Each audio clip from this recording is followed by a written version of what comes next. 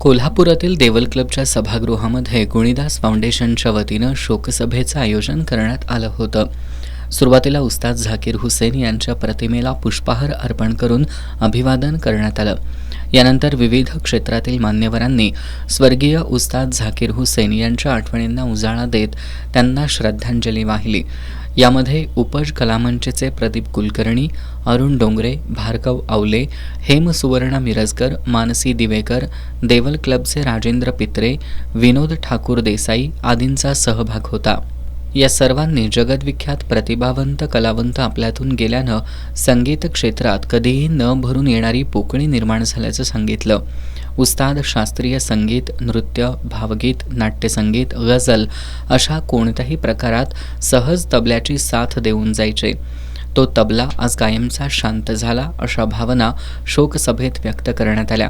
झाकीर हुसेन यांनी त्यांच्या हयातीत भारतीय संगीताचा जगभर प्रचार आणि प्रसार केला.